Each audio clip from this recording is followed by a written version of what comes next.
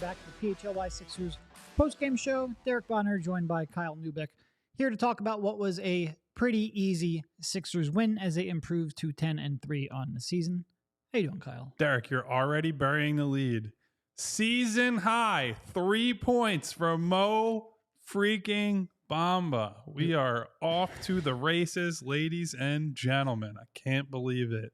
Our long national nightmare is over. Mo Bamba scored 3 points in a professional basketball game. It was good to see. How you doing, Derek? I'm doing well. It was like I said, a pretty easy win here. Pretty close in much of the first half. Nets came back, took a brief 34-31 lead. Sixers ended the half with, I think it was a 20-5 run. To close out the second, it was never really a competitive basketball game. After that, Joel Embiid led the way, 32 points, 12 rebounds, 9 assists, 11 of 24 shooting from the field, and perhaps most crucially, only 1 turnover. The Sixers as a team had just 4 turnovers on the night, led to a plus 13 in the field goal attempts column. You tend to win games when you dominate the possession battle that much. Besides Embiid, and Embiid I thought carried them for much of the first half. He had, 22, 8, and 5, something like that at the break. Tyrese Maxey then came alive. Tyrese Maxey ended the game with 25 points, 10 assists, and 1 turnover. Taking and bearing all of that, I am legitimately bearing, not a Mo Bamba bearing, but like an actual properly bearing. D'Anthony Melton was real good. Another good game for D'Anthony, yeah. He's been real good here of late.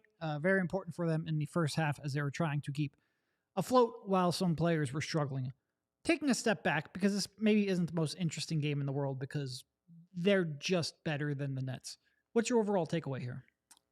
For Joel Embiid and Tyrese Maxey to have 19 assists and 2 turnovers in a game is astounding to me. I mean, certainly for Joel, turnovers are historically and still are a problem in many ways.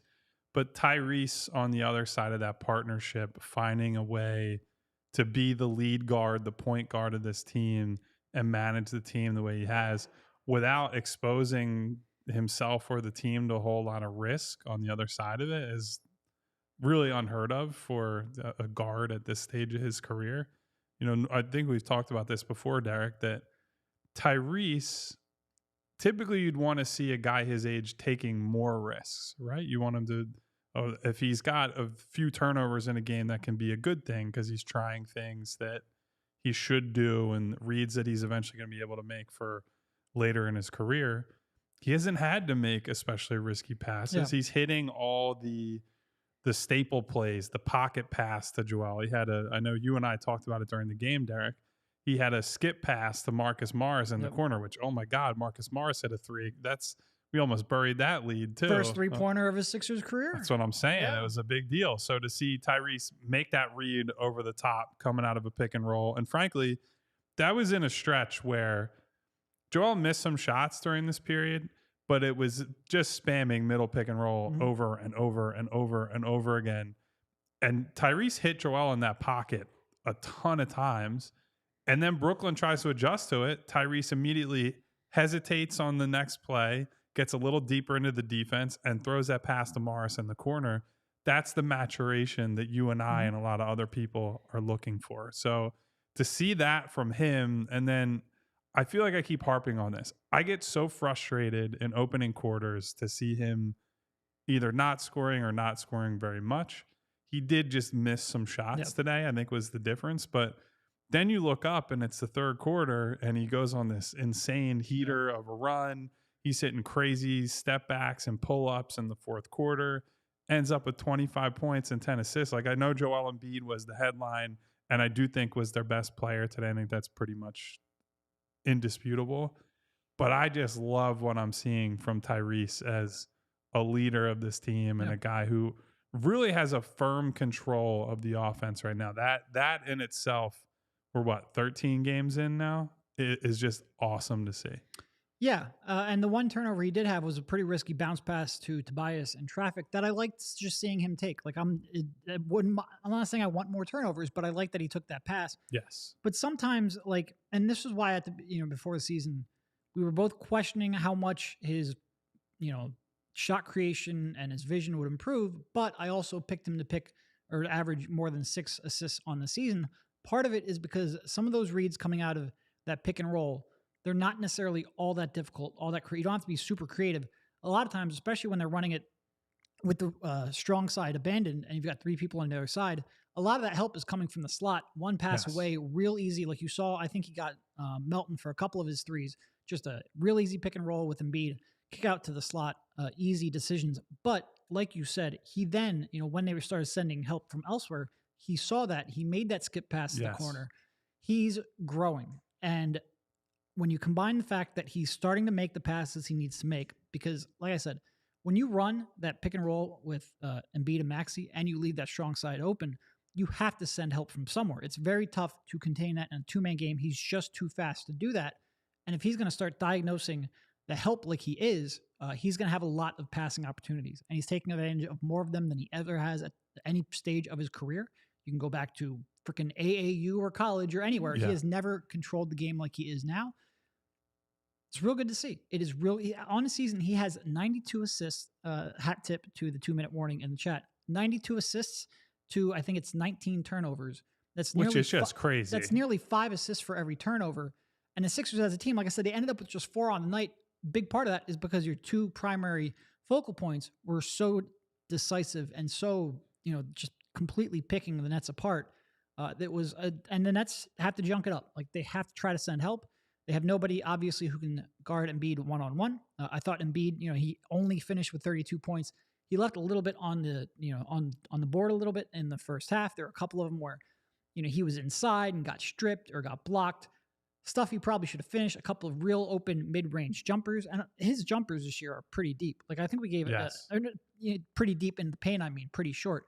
We gave Harden a lot of credit for getting Embiid easy looks. Well, Maxey's getting him those same looks right now too. That pocket passes are all game long. It is real nice to see your 2 stars, your 2 focal points on the same page like you saw today. Yeah, and that pocket pass, Derek, I'm very fixated on that because you and I spent plenty of time in the offseason and all last season, in fairness, saying, look, James has made Joel's life easier. Well, the most important pass that James made in that staple play that they ran, Tyrese is running it basically just as well as James did, and in many cases is more dangerous as a scorer than James was. And I think that's really is. Like he might not have the court vision that James does. He doesn't, but he puts so much more pressure on a defense. He forces so many more rotations at this stage in James Harden's career than James does, that a lot of those passing lanes, like I said, they're just wide open and he's taking advantage of them. Yeah, and that pocket pass is less about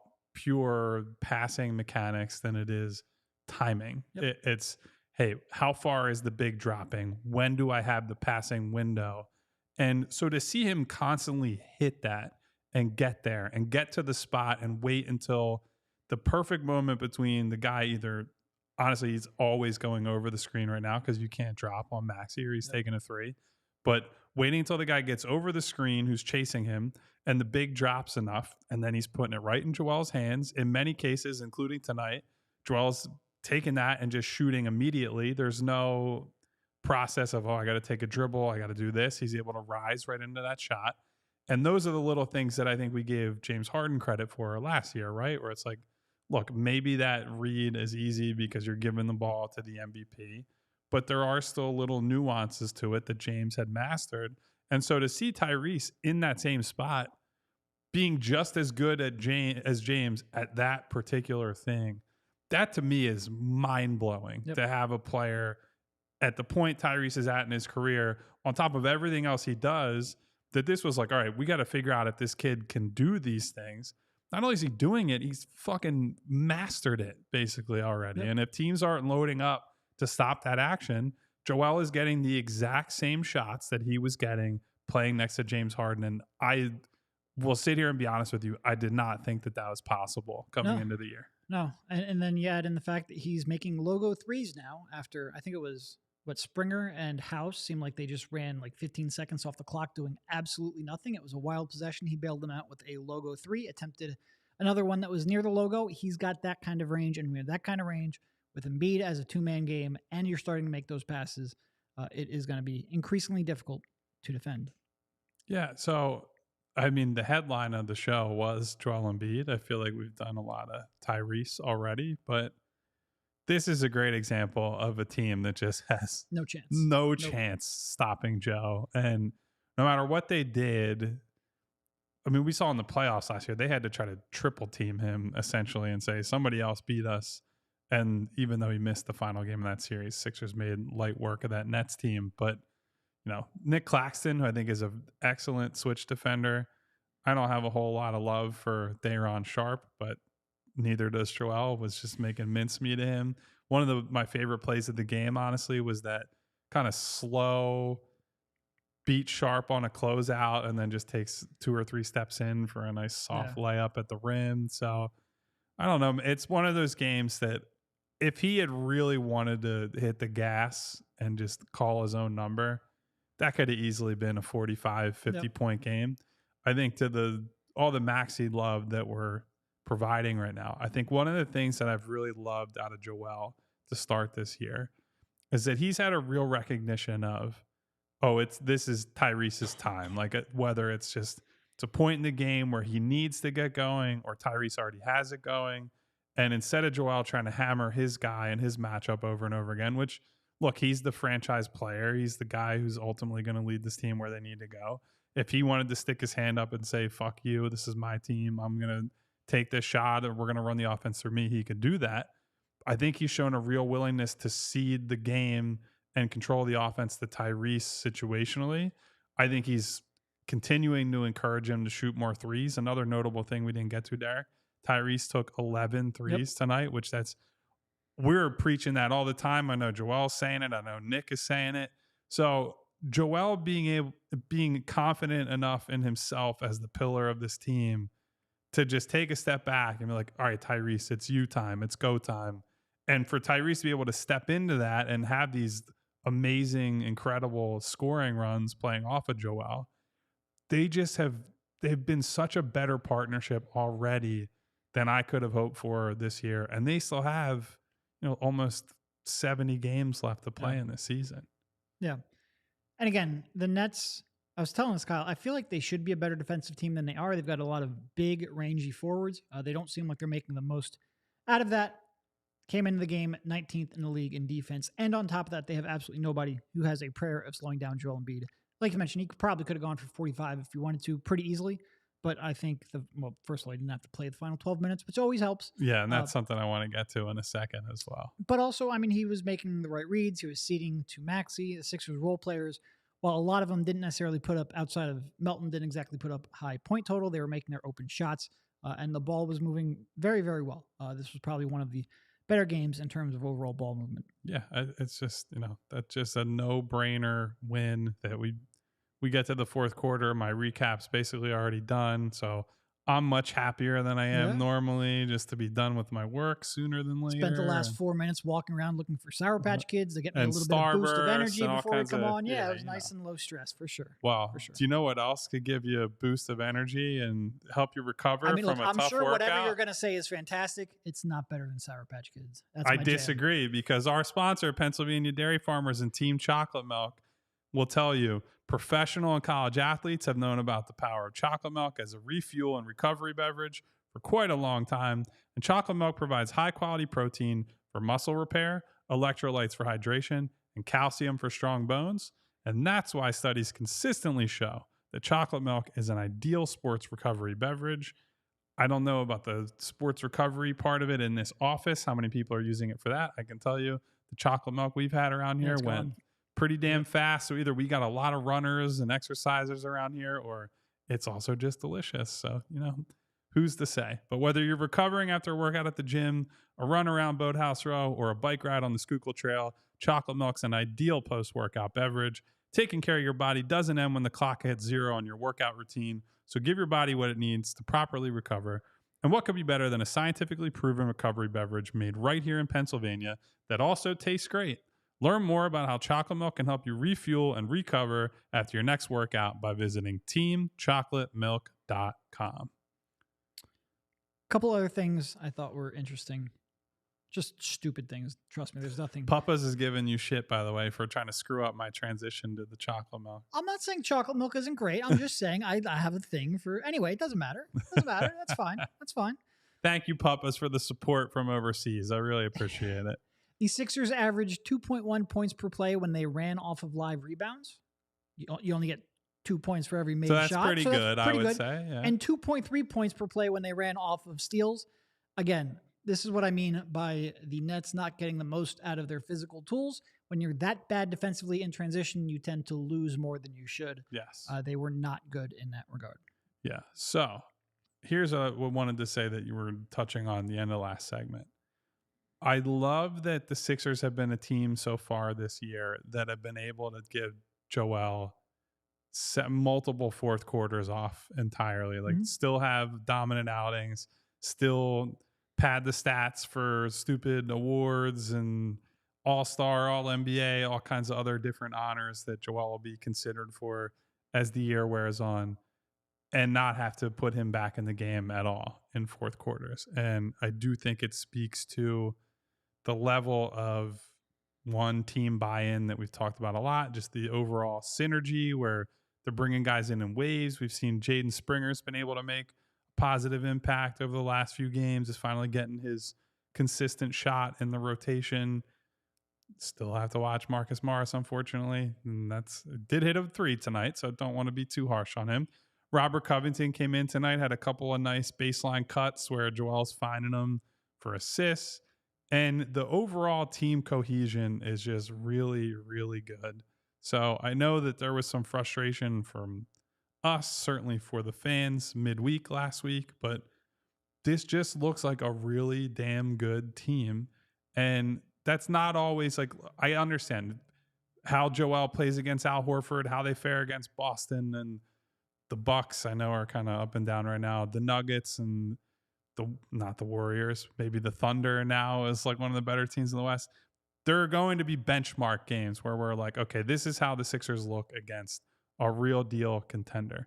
But another mark of a contender is a team that goes out and takes care of business night after night. They beat up on the teams they're supposed to. They don't throw away winnable games. And I would say by and large, that's exactly what the Sixers have done. They've taken care of business and they've been in every single game, including the ones that they've lost. Well, I mean, you mentioned that, all right, this isn't the Celtics, so it's not a benchmark game. Well, they did beat the Celtics like a week and a half ago. And it really is like, we call them benchmark games, but I feel like with some of the fan base, it is a lose-lose because you either beat them and it doesn't matter, it's only the regular season, prove it to me in the playoffs, or you lose to them and it confirms all of your fears and insecurities about the team. Their record against good teams right now is in line with other good teams. They are performing well. They are not going to win every game. You're going to win you're going to lose some close ones, like every good team will. I think we were the way we covered it in those 2 losses, they were frustrating, but not going to freak out about it. And I think this is why, because they come back and they beat a team who, again, is probably going to challenge for a playoff spot or at least a play-in spot. They're not a good team, but they're not a bad team. These are kind of wins that you have to go on the road, take care of business, and the Sixers did that very, very easily. They did that with their 2 stars being stars. They did that with some encouraging performances from their role players. They did that despite the fact that they got pretty roundly outshot from 3-point range, or from corner threes. I mean, the Nets made a lot of their gimmies in that regard. I think the Sixers just beat the snot out of them, and it's good to see. Like, when you execute at that level and don't turn the ball over and don't make mistakes, and you're able to force double teams and rotations that consistently, and you just don't, like, Tyrese Maxey's ability, and I will get on him, and I want more turnovers, and I mean that. I want him to take riskier passes. But his ability to put so much pressure on the other team coming off that pick and roll and just not make a mistake, it's wild. It's wild. Yeah, and look, I think the speed that they play with Maxey in essentially the hardened spot from last year, noticeably different. That was obvious. Yes. And even someone who had never watched the Sixers before would know, well, Tyrese Maxey's fast. They're going to play faster than when James Harden ran the team. But to see, for example, there was a play in the first half where the Nets turn it over, ball gets knocked out of bounds, and Tyrese immediately is like, let's go. Like, get the ball up the floor. They score a quick basket. And there's a legit level of urgency that they show on a possession-to-possession basis that hasn't always been there. I know that these wins can be taken for granted over the course of 82 games and a whole lot of months during an NBA season. But I love this. As someone who has, like, you guys in the chat, God love you. Like, you're here. A lot of you are here every single day, every single game, all that. But you guys have the ability to check out if you want to. Derek and I don't have that luxury. So I, for one, really appreciate a night-to-night professionalism and consistency from this crew. I'm sure that you do too. But it hits a little bit differently for these guys on this side of the camera. I have gone almost a third of my life without having the luxury of being able to check out when this team is pissing me off. You guys definitely, there's some advantages to being a fan for sure. One of them is what Kyle mentioned. So the fact that they're coming out and playing consistent basketball right now, or at least consistently entertaining basketball, even in the losses, there's good things to take away from it. Yeah. As someone who, like Kyle mentioned, who contractually is not allowed to check out of a game, I appreciate that. That's a good point. It's all about us. Yeah. Well, but listen, I also understand it from the fans' perspective, right? In years past, certainly Joel, definitely when Ben was here, I think honestly one of the worst culprits the year he was here, Jimmy Butler, where there were games where those guys just clearly didn't give a shit. It was like, oh, that's a Doc with the schedule loss excuse. And look, there are schedule losses. Yes. I think last week playing the Celtics right after playing Indiana, regardless of who was absent for both teams that night, that was one that was going to be very difficult for the Sixers to win. The reason you give them credit and you get excited for what this team is doing is they're not giving you those excuses this year. We have a chance to win every single game. Joel's on the floor. Tyrese is on the floor. Nick is our coach.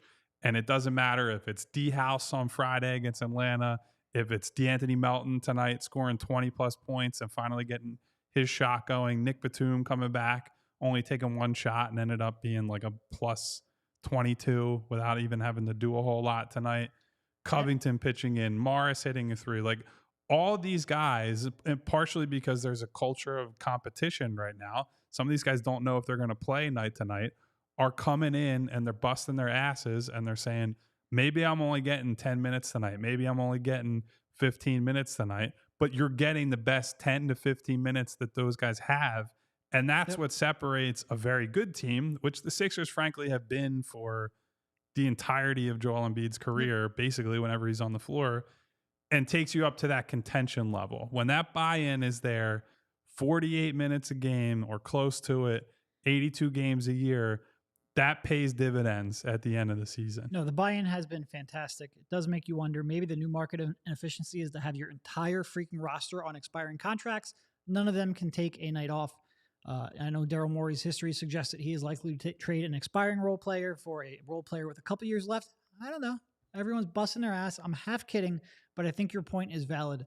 They, right now, are working every game. And the shot's not going to be there every game. The decision-making is not going to be there every game. But the effort so far has been. And that was certainly evident again tonight. Well, on that subject too, they didn't turn the ball basically over at all tonight. Until I tweeted about it. Yeah, of course. They were the jinx man over here. The fewest turnovers in the game this season. The Knicks had 3 earlier on in the season. There have been 3 games all year where a team had 5 or fewer turnovers. Now there have been 4. The Sixers ended the night with 4, but they do not get the record because they had, I think, only 1 turnover deep into the third with like a minute left in the third. And then they got sloppy with it towards the end.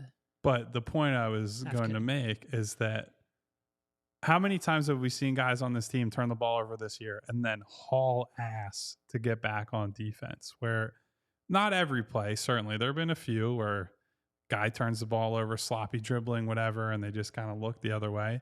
But it's been a whole lot of D-House made a mistake, and then D-House tears down the floor. Jaden Springer makes a mistake. Jaden Springer's getting back in the picture. Even Joel has had a couple chase down type opportunities after throwing a bad pass or losing the handle a little bit. So transition defense has been a real problem for them over the years. Now, some of that is because their best player is a big man who takes a little bit for him to get down the floor. Has an impact on the old transition defense, but I just think you see so many signs of buy-in up and down the roster, and it helps us all get through 82 games. It's going to help them win games.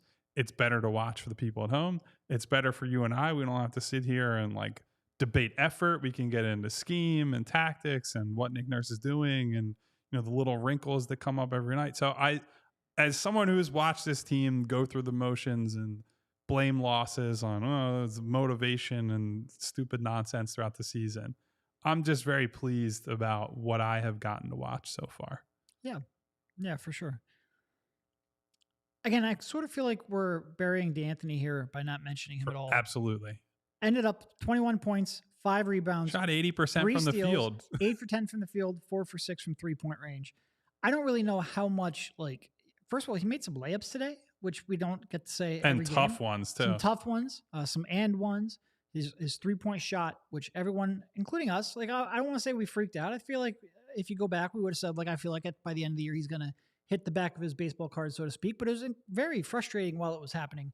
After a tough first 7 or so games, he's shooting pretty well here now. I don't know how much I have to add, but in the first quarter, especially in the first quarter, but the entire first half, really, when they were floundering outside of Joel, he was huge for them. He was very huge. Well, and I just think it's sort of the Danny Green thing, right? Where when Danny Green would play poorly, there's not a whole lot to analyze. It's the guy missed shots. Yeah, ball didn't go in. And that's kind of been the D'Anthony problem, right? Is he's getting clean looks, and certainly we could criticize some of his trips to the rim and the circus shots that he's attempting around the basket. Other than that, it was mostly just missing shots. And Nick Nurse and Joel Embiid and all the rest of the gang were encouraging D'Anthony throughout that stretch. I do see a super chat on the screen, Derek. We can wait until the next segment to get to our good friend Vince. Especially him, just come into the studio and ask us, buddy. I was going to say, our wonderful coworker, Vince, in the chat. We will get to that question on Springer to open the next segment. But because I don't want to steal D'Anthony's thunder again. I feel like we're trying to praise him, and now it's sidetrack. I think the important thing was that Nurse and Joel and Tyrese and all these other guys surrounded D'Anthony with love and support and said, we don't care if he goes 0 for 6. We want him to take the 7th 3, and we want him coming out the next game firing, looking at the rim, and playing the way they want D'Anthony to play. So to his credit, it's easy to say that. It's harder for D'Anthony in the middle of a really cold stretch to carry that out. And so I give him a lot of credit for breaking through to the other side now. And I think finally looking like the D'Anthony Melton we expected coming into the season, I think it's fair to say. He is now shooting 44% from 3-point range on the season. So probably a little better than we expected there, for sure. I'd say. Especially when what was he shooting coming into the first 6 or 7 games? Probably 26%, something in that range. So he has been on fire here of late. Can he keep it up? No, probably not. He's not a 44% 3-point shooter on volume. He'll probably come back down to 38, 39%. Like he does most seasons. 3-point shooters, especially high volume off-ball 3-point shooters, they're going to be up and down all season long. We would freak out every time. I mention all the time because I feel like Cove came up right as we were sort of getting used to the fact that there are players who are going to shoot a high volume of 3, and you actually want them shooting a high volume of 3. So Cove is always the one that I go back to when it's every time he would have a down month, people would freak out. It's just part of the experience. And the nice thing about D'Anthony, just like Cove a little bit, he will give you something defensively. He will contribute on that side of the floor. He'll get out and run the break. He might not make the layups, but he'll at least run the break and give you that. Give you a little bit of secondary ball handling. Again, he's probably doing a little too much, but it is still a skill set he has and something that you need. He was able to work through it. And like you mentioned, Nick and Joel empowering him and giving him confidence, I'm sure helped. But this is just sort of the nature of that kind of role player. Yeah, but if you want to see whether D'Anthony Melton is able to keep it up, I have an app for you. You can go use the Game Time app in order to get tickets to go see the Sixers the next time they play down at the Wells Fargo Center. Because, guys, buying tickets to your favorite events shouldn't be stressful. And Game Time's the fast and easy way to buy tickets for all the sports, music, comedy, and theater near you.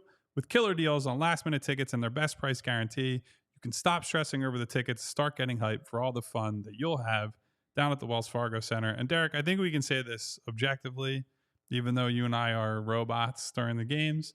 It is a fun place to be. Sixers games when, Joel's on a roll or Tyrese is on a roll. And basketball games are a lot more fun in person than I think some people realize who are only watching at home all the time. I think I've converted a few people into basketball fans just by convincing them to go down and check out a game.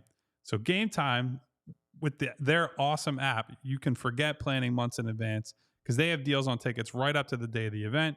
You get exclusive flash deals on tickets for football, basketball, baseball, concerts, comedy, theater, and more. And the Game Time guarantee means you'll always get the best price. If you find tickets in the same section or row for less, Game Time will credit you 110% of the difference. Pretty amazing. So snag the tickets without the stress with Game Time. Download the Game Time app, create an account, and use code PHLY for $20 off of your first purchase. Terms apply. Again, create an account, redeem code PHLY for $20 off. Download Game Time today. Last minute tickets, lowest price, guaranteed. And then Derek and I do want to mention, while we have your attention here, I'm not going to pitch you to subscribe and like the video yet, but I will later.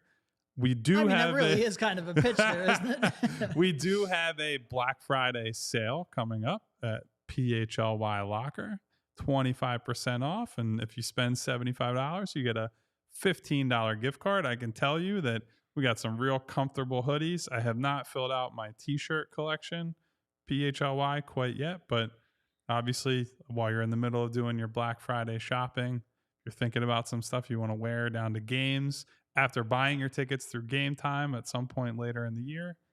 Wouldn't be a bad purchase, and it sure would help us out here. So just something to keep in mind. And honestly, the hoodies are fantastic. Like Kyle and I wear them all the time. They're comfortable. They're warm. I really do. Despite in addition to the fact that they have our logo on it, which I appreciate, they're all also good hoodies. I like them. Yeah. So I want to circle back now to our guy Vince. Well, dropped us a super chat. I looked it up just to kind of close that out. D'Anthony over the first 7 games shot 29.5% from the field and 32% from three. So for him to be up at 44% after just 4 games, or 6 games since, real good. He is cooking. So Vince asks us, is Jaden Springer for real? I guess that's kind of a broad question. I would say the important thing that I've seen the last few games that he's gotten in is that there hasn't been much hesitation from him offensively. We all know he can defend, right? Like he's a guy that you throw in a game. No doubt. He might commit some silly fouls here and there, but they're going to be effort, activity fouls, maybe a reach-in foul here and there. But he's going to go over screens. He's going to battle.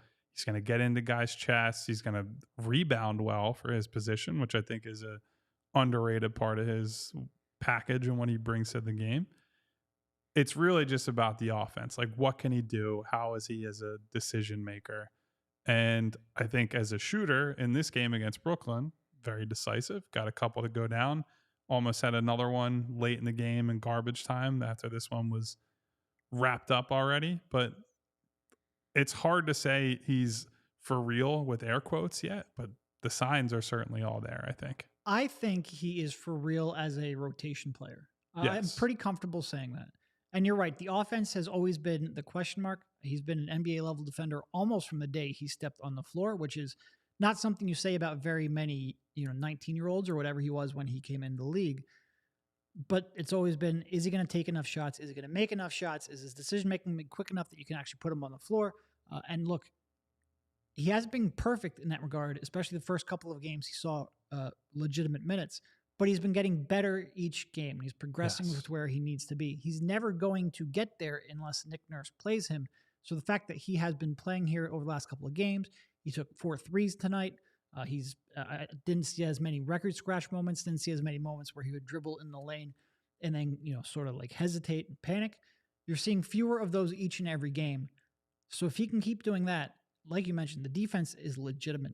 For a guy, he's best on a team in terms of blowing up a ball screen. He's one of the more switchable players on the team. He's one of the more active and engaged defenders. Again, probably not perfect on the end. He's going to fall asleep every now and then. He's going to get caught ball watching off ball. But the way he can recover is incredible. You want to keep that defense on the floor. I'd love to see him keep getting 20 minutes per night, even when Kelly comes back. I think his defense is that good. There has been a follow-up debate sort of in the chat of, does that mean he's going to be around, or could he be a trade chip? Oh, I think pretty much anyone can be a trade chip with Daryl. I wouldn't necessarily think anyone outside of Embiid and Maxy is off the table. So if Springer comes out and he all of a sudden looks appealing to other teams, I'm not going to tell you there's no chance he's included in a trade. But either way, him playing and playing well is good for the team. Yeah, and it just gives Nick options, right? Because I think when he played earlier this season after a strong preseason, he's in these short little 5-10 minute stints where the hesitation, deer in the headlights look becomes apparent very quickly, and that's just something you can't live with. Nick and any coach would tell you they're not going to mind if he misses a shot here or there, if he has a strong take to the basket, gets blocked or misses, whatever. Like, those kind of things can happen. It's when he dribbles to, 15 feet away from the rim and stops, and then he's trapped and he's on the baseline and there's nowhere to go. That's the stuff you can't live with. Everything else, the kid plays so hard that he's going to have a long leash to figure it out and, leave his imprint on the game in some way. So it's just about, hey, Jaden, what did you do in the offseason? What have you learned over these last couple of years about who you are on offense and how you can get to your spots? Because, at the G League level, clearly didn't struggle too much last year to find his own shot and score when he's the featured player. But it's a lot different. I know I preach this message all the time on the show.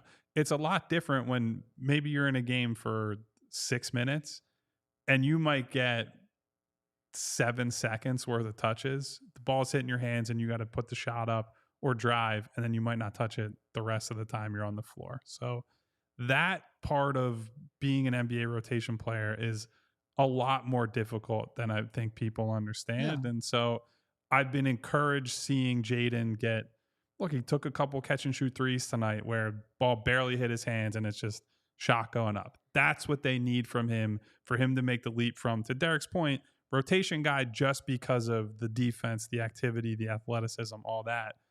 To go from that to a rotation guy to this guy might fight for even more minutes and an even bigger role as time wears on. Yeah, and look, the decision-making isn't just like when you have the ball in your hands, too. Like, there was a point in the second quarter where his man was helping off of him, and he immediately went to a slot cut. And just knowing when to cut, knowing when to go baseline when you're open, when the window is there, he is doing that pretty well. And again, he's not going to be perfect. He's still young. He's still inexperienced, but you really like what you are seeing from him. And I think some people will look at it, because we had sort of a similar argument with Paul Reed versus DeAndre a couple of years ago, and now we're having one with Marcus Morris versus Jaden. Think, you have a bias towards young players.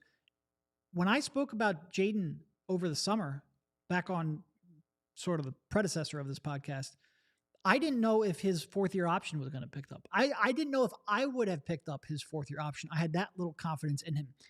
I didn't come into this season, I didn't come into it here with a predisposition towards Jaden Springer. He's won me over with this play in the preseason and with what he showed here in the early goings. His defense is that legitimate. You need to find a way to keep him on the floor. You really have to hope that what he's showing offensively is legitimate, not that he would ever be a featured player offensively, just good enough that you can keep him. And so far, I think the signs are really good. Yeah, because look, we talked about it after the Hawks game, Derek. More athletes on the floor with Joel Embiid is a good thing. You don't want to. I think Daryl forgot that for a couple of years. Like, oh man, we can't have anyone who can dunk. Every single person who ran the Sixers forgot that. Can't have anyone who can dunk, but it is nice to see. Yeah. So look, the more guys like him that you can get on the floor, and if you can specifically get him on the floor, I think it's going to help a lot. I think it helps out everybody. It's a pace and space league, and I know everyone really hones in on the space part of that, rightfully so. The three-point shot has changed the way we think and the way teams play basketball. But the pace part is also important. Guys who play with tempo and power and speed, and Springer has all of that. He does it in ways that are not, hey, he's scoring 15 points, but he comes in on offensive rebounds like he's fighting for his goddamn life. Like, it's just flying through the air at guys who are maybe 4 inches, 5 inches, 6 inches taller than him in some cases, not giving up a lot of weight to them because he is built like a fucking bulldozer, that kid. But he's then taking rebounds off of these guys and mixing it up with these people because he is playing faster than they are. And that everyone thinks of pace in like a transition, run the floor type of deal. It shows up in a lot of different ways. And I see it from Jaden in ways that I think really matter for a kid who's trying to break into the rotation. Agreed. Very, very, very impressed with what we've seen. Any other role players here you want to highlight? We could say that this is probably the first bad or subpar Tobias game. Yeah. And I think to get 13 games into the season and have that be the first game where you're like, man, he didn't really have it tonight. That's awesome for them. And look, this is where, he ended up 10 points, 5 for 13 shooting. I felt like a lot of them were like real close range runners or floaters, layups that he has made up to this point in the season. So like, you don't want to worry too much about it. Ended up missing all 4 of his threes. But when you have an off night with some makeable shots, like I think he had tonight, this is where not taking enough threes or not getting the free throw line, those are ways that you can overcome an off shooting night. Tobias doesn't really do that. And he specifically hasn't been doing it this year. His 3-point rate's down. His getting the free throw line is down. I don't really care about the shots he took. I just wish he had something in his bag to really kind of, like I said, overcome nights where he's missing makeable shots. I can't speak today. I was going to say, talk much podcast, way man. Too much. But anyway, that's a different conversation. No, it was definitely a down night for Tobias. Not one that I'm losing too much sleep over. You just wish that there were other aspects, the ancillary aspects of his game that helped him overcome it. But it's also nice that they have enough depth that we can say, Tobias played pretty crappy and they still won by and like you mentioned, 22? Like you mentioned, it's the 13th game of the season. This is really the first time you went that was a stinker, Tobias. He's had a real good year. Good year.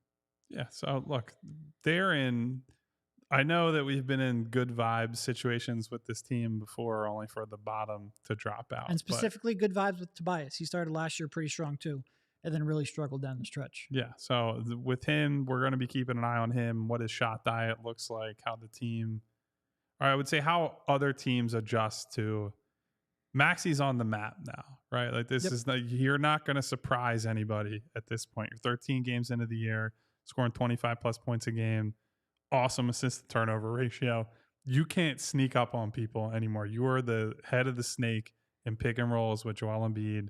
You're going to be not at the very top of the scouting report, but damn close. You're number 2 behind Joel Embiid. And so other guys are going to have to step up. Tonight it was DeAnthony Melton. They got a big D house, big Tobias Harris game Friday night, and along we go. And maybe Nick Batum has a nice game later this week. And now that he's finally back in the rotation and with the team at all, I do think, by the way, it's very telling that Nick Batum missed multiple games due to personal reasons and what have you, and immediately got put back in the starting lineup. Yeah. Like I think the level of trust in him from Nurse and the coaching staff is significant. And I think that's a big takeaway for me right now. Like I did not know if that was hey, just let him work his way back in. It was immediately back into that starting spot. Yeah, and I think he should probably remain. And look, we will reevaluate this when we see him play. But I would think he will probably remain in there even when Oubre returns. He just fits what that lineup needs as a connective piece. And probably your best entry passer to get the ball to Joe, which, it helps. It's damning with faint praise in some ways, but he is definitely good at it, Yeah. All right. I think... one more friend of ours to talk about before we get out of here. I'm going to tell you about FOCO. FOCO is a leading manufacturer of sports and entertainment merchandise with a product line that includes apparel, accessories, toys, collectibles, novelty items, and more. It's the best officially licensed gear for all sports and fandoms. With it being football and tailgating season, it means that overalls, hoodies, hats, sunglasses, and bags, everything you need for a game, FOCO has. And FOCO has hooked PHLY up and provided awesome pieces for our sets. FOCO always has our back for Philly sports, and they have yours too. Get the best gear around by using the link in our description. For all non-presale items, use a promo code PHLY for 10% off. We did have a question from Elliot asking if Batum has resolved the family situation. I can't speak for Derek. My general approach to personal reasons, absences, is I don't really pry more than I have to. if this had become a thing where Nico is out for weeks at a time, I think that's when it becomes a situation I really need to inquire about. For now, I think I'm okay with letting guys have their professional and personal space, is what I would say. Yeah, and also Kyle and I haven't been on this little 2-game road trip, so we haven't really had a chance to go to any of the press availabilities. Is it resolved for good? Not sure I can 100% say that, but he's back with the team. And honestly, he's back with the team in a time frame that they sort of said he would be. You know, they mentioned he was going to miss that game against the Hawks and probably come back against the Nets, and they missed the game against the Hawks and came back against the Nets. So, look. It's not like when they traded for Glenn Robinson III and Alec Burks and they took the Oregon Trail to get here by covered wagon. It's all kind of been above board as far as we can tell. Yeah. And again, he, traded here, missed, I think, the first 2 games after the trade. Yeah. Played in 4, missed the next 3. So do I know for sure he will not have to take any more time? No, I don't. But he's back, and he's, like you mentioned, right back into the starting lineup. Yeah. So what else you got, Derek, as we wrap this up on a Sunday evening? Or do you want to take some questions from No, I mean, certainly if you have some questions, drop them in the chat. We'll flag them and try to talk about them. Like we started the show off with, this is just a game where Embiid is better than the opponent. A game where if the Sixers execute, they're probably going to win.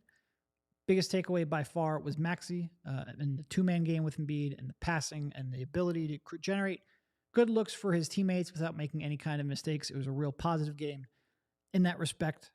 It was just like for a team where we spent so much time leading into the season talking about what happens if Maxey takes that leap. For him to come out and after a pretty quiet first quarter, to come out and control the game the way he did, it's just that will almost always be my takeaway when it happens, because that is a new piece of information. That is a piece of information where if it continues, changes everything we talk about. We did have a question from, I think it was Dave P earlier in the chat, asking if Triumph is the best Wu-Tang Clan song. I don't know if Derek has strong opinions on that. I would say my favorite off the top of my head is The Mystery of Chess Boxing, but that's also because I once met, when I was working at WIP doing sound stuff at night, Master Killa actually came in and was recording a podcast there at night. And I met him, and I already loved the song and the verse on that song. And then I met and talked to him for like 10, 15 minutes about Wu-Tang. And I was like, man, this guy is fucking awesome. Like just such a down to earth, like really sweet guy. And I was like, that made me like the song and Wu-Tang even more to go through that. So that would be my vote. I don't know if Derek has good old WIP callbacks. Kyle and I had a show on WIP at one point. That was a long. Oh my god, I almost forgot about that. That was during the Burnergate scandal. Yeah, that was quite a long time ago. You don't gotta say it like that, because that's like not even that long ago compared to some of the shows. I mean, listen, buddy, we lived through like basically the world ending for 6 months there at least, and all kinds of other stuff. So it feels like forever ago to me. I would say that. Yeah, I don't know, man. I'm struggling on this one because that was such a comprehensive beat. All right, let's say this. I don't feel like we talked about Joel specifically. No, we didn't talk about it because I think we sort of expect him to do what he did today. And that's kind of the issue, right? It's why probably he liked the tweet that I sent saying that his 2 games last week were unacceptable, or at least ended in unacceptable fashion. I have a high bar that I want Joel to clear. And I thought this was an example of him clearing that. It might not have been 45 points or 50 points or whatever, just absolutely dismantling Claxton and Sharp. Yeah. But this is an example of him completely controlling a game. When they sent extra help, he found the open guy. When Tyrese Maxey had it rolling, we're running pick and rolls and handoffs and getting Tyrese open shots. When he's got the one-on-one matchup, he's banging down low with Claxton. He's banging down low with Sharp. He's punishing some switches. Honestly, one of my favorite plays of the night, Derek, there was a sequence, I want to say it was in the 3rd quarter when Maxey got going, but they forced a few switches in really quick succession. It was Claxton had to step out on Maxey, so then Bridges is on Joel, and then they try to double off of Joel, and Joel immediately sees Tyrese open for a wing 3 and gets him the ball. And Tyrese takes it and misses it. but it's like, man, they're just ping ponging the ball back and forth, back and forth, back and forth, and seeing these reads unfold in such a short amount of time. Another night and day difference from him playing with Harden, where Harden would give him the ball and, you know, he'd wait for it and throw some entry passes back to him.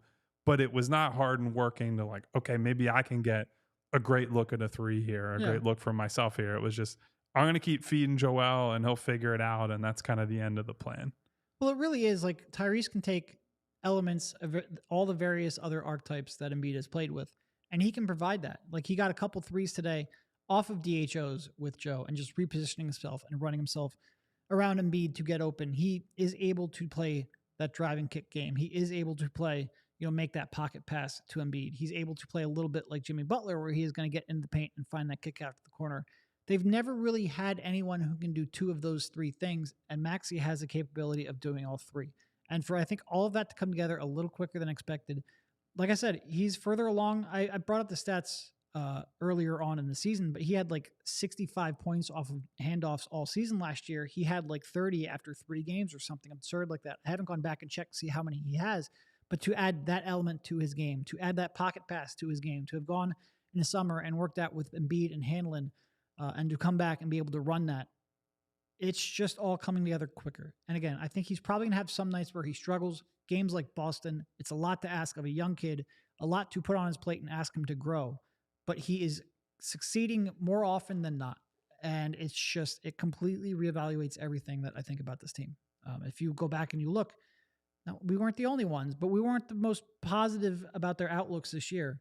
I think that has changed pretty quickly. I mean, to essentially answer the biggest question you had about the team coming into the season within the first 13 games of the year, can Tyrese be a high-level point guard for this team? Then now it's less important questions need to be answered. Certainly they need to add talent and they need to do different things. We weren't the only ones, but we weren't the most when positive you can get about their outlooks this year. That out of the way already, that's incredible. Yeah. No, and we've got Spider-Man 2099. Don't know if he goes by Miguel O'Hara, but he is saying that you should tweet out that Joel Embiid had an acceptable game today. I agree with that. I essentially did with the recap. No, it should be exactly that. Like, Joel Embiid had an acceptable game. Because if you're going to do it when he doesn't have when he has an unacceptable game, I think that would be funny. That should be a bit. Every day you say acceptable or not, check it off, and you know.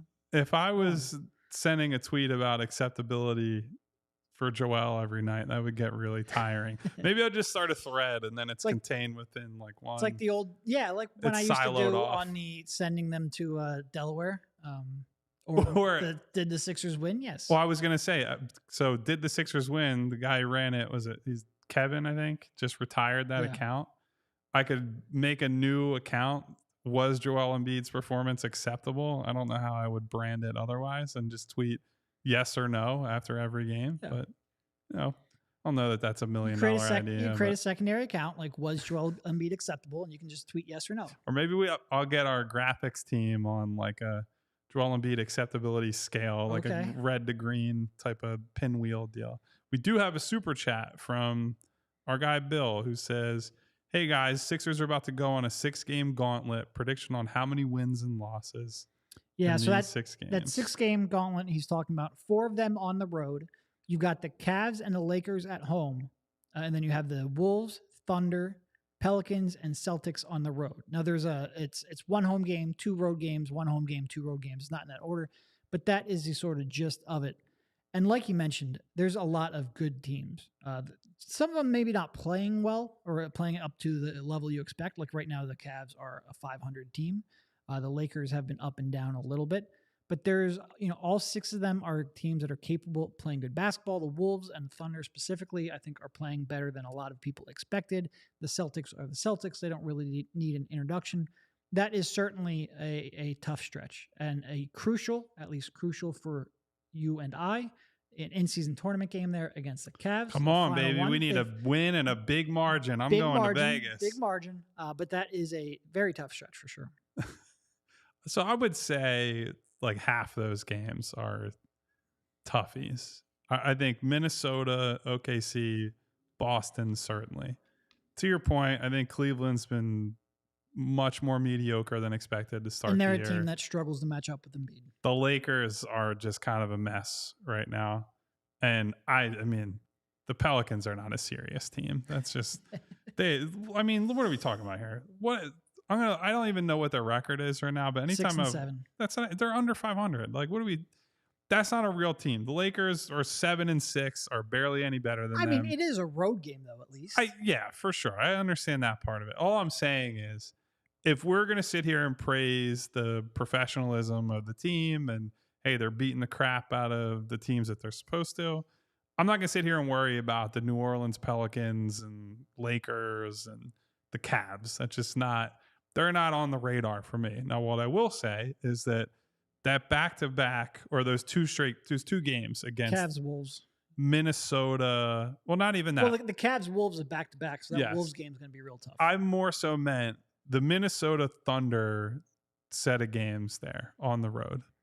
I'm really interested to see how they match up with both those teams, because I know you were higher on the Wolves than I was coming into the year. And obviously Ant-Man has been killing it, but they've been a defensive juggernaut in the early part of the season. So how do they hold up there?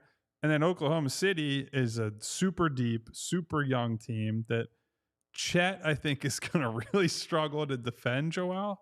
But Chet is also going to force Joel to come out to the perimeter and do some of the things that we've seen the Horfords, the Porzingises do to torture him on the other end of the floor. How do they handle that type of 5-out basketball? It'll just be interesting to see them play some good Western Conference teams early in the schedule. Yeah, and two of those games, the Celtics have the best defense in the league. Minnesota has the second. So you've got, we talk about this team and Maxey and Embiid and pick and roll. Well, we've gone through a stretch here where they've been playing not great defenses, and they've been able to pick them apart. Now we get to see what they can do against contending level defenses, because those two teams specifically are going to test the Sixers and test the Embiid Maxey pairing. Prediction wise, it's going to be a lame prediction, but I'll go 3-3. Oh, boo! I'm going at least 4-2. Probably. I think they lose to Boston on the road. And they're going to lose one of the Thunder or Wolves games. I'm not sure which one. I'd probably guess Minnesota, just because it's a back-to-back that you're going home away. And it's at least decently tough game the night before. Boston and Minnesota were the two that I looked at, and I said they'll probably, I would make the other team a favorite. Let's put it that way. And then I just gave them one loss for shit happening, because I feel like, especially when you start going on the road, that's what tends to happen. But Sixers could certainly go 4-2. They're not going to be out of any of these games. If they go 2-4 and beat the Celtics, that might end up being a better mood lift. But that will be that Boston game on December 1st. It would be great to go up there and get that win, because then they don't have another game against them until I think it's March, might be February. But that's crazy. It's a while. Yeah. So if the Sixers lose 2 out of 3 of the Celtics, they won't have a chance to improve the vibes on that matchup for quite a while. But one last question in the chat. I know we've talked about this a lot, but Big John earlier had asked, who do you guys see as a gettable backup ball handler, and could it be someone like Clarkson? I'd say probably no on Clarkson, as much as he would fit in kind of what I've talked about a lot on the pod, which is a innings eater, regular season guy. Certainly someone you can give the ball to for bench units in the regular season. I think he's basically almost unplayable in the playoffs. And he's going to cost too much to just be an innings eater. Yes. Because I believe he signed an extension, if I remember correctly. I think he's actually locked up for several years. Now, the money is not crazy, but for a team that has been selling cap space as a big part of their plan, he is making $14 million next year and $14.2 25, 26. So I just don't think that's the type of contract they're looking to take on. I'm sure Derek would agree with me on that.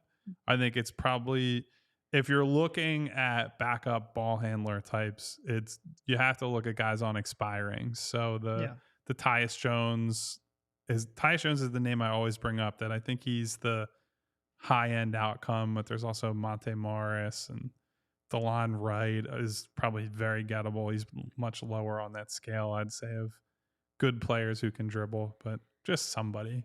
And I said this a couple of shows ago, Jake M in the chat is sort of saying the same thing.